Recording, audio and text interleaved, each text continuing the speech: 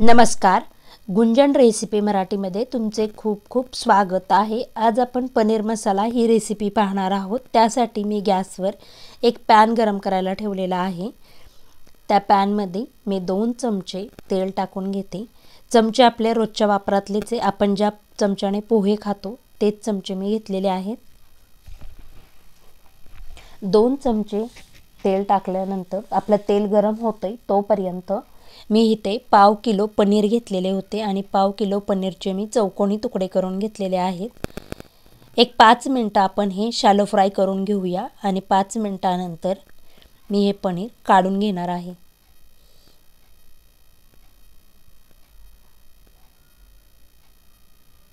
आणि त्याच पॅन मध्ये एक मोठा कांदा चिरून घेतलेला आहे, तो टाकून घेऊया। 2 हिरव्या मिरच्या, 3 लसूण पाकळ्या मी टाकलेल्या आहेत। माझ्या लसूण पाकळ्या मोठ्या आहेत, तुम्ही 7 ते 8 लसूण पाकळ्या घ्या। त्याचबरोबर एक मोठा टोमॅटो आणि 5-6 काजू टाकून आपण हा मसाला गोल्डन होईपर्यंत परतून घेणार आहोत। आणि आपला मसाला गोल्डन झाला की तो थंड करणार आहोत एक 10 मिनिटं आणि त्यानंतर आपण तो मिक्सरच्या भांड्यात काढून घेऊया। त्याच्यामध्ये मी थोडेसे पाणी टाकून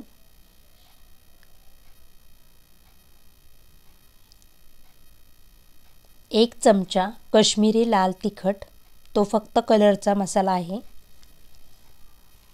टाकून ह्याचे बारीक असं वाटण तयार करून घेणार आहे। तुम्ही पाहू शकता आपल्या मसाल्याला किती सुंदर कलर आलेला आहे। आता आपण त्याच पॅन मध्ये तेल गरम करायला ठेवूया। आपले तेल गरम झाले की त्याच्यामध्ये फोडणीसाठी मी अर्धा चमचा जिरे आपले तडतडले की त्यामध्येच एक तुकडा दालचिनीचा, 2 लवंग आणि तेजपत्ता। मी हे खडे मसाले फक्त फ्लेवरसाठी टाकत आहे। आणि तयार केलेले वाटण टाकून आपण एक 5 मिनिटं हे वाटण परतून घेणार आहोत।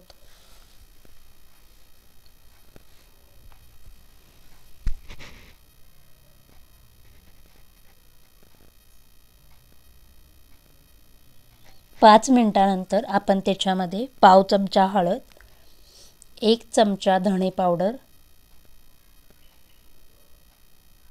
आणि अर्धा चमचा काश्मीरी लाल तिखट टाकून तेल सुटेपर्यंत मी हा मसाला परतून घेणार आहे। मिक्सरच्या भांड्यात थोडे पाणी टाकून मी हा मसाल्यात टाकून घेतलेले आहे। आपल्या मसाल्याला तेल सुटले की त्याच्यामध्ये आपण फ्राय केलेले पनीरचे तुकडे टाकून घेऊया आणि 1-2 मिनिटं मी हे परतून घेणार आहे। त्यानंतर मी त्याच्यामध्ये 1 वाटी पाणी टाकून सर्व एकजीव करून घेणार आहे। आपण पनीर मसाला करत आहोत त्यासाठी मी इथे 1च वाटी पाणी टाकलेले आहे। आपल्या भाजीला उकळी आली की त्याच्यामध्ये आपण कस्तुरी मेथी, बारीक चिरलेली कोथिंबीर,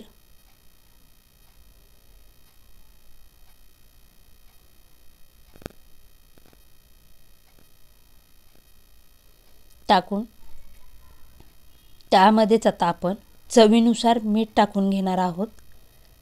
पनीर जास्त वेळ शिजवायचे नाही, नाहीतर ते कडक आणि चिवट होते।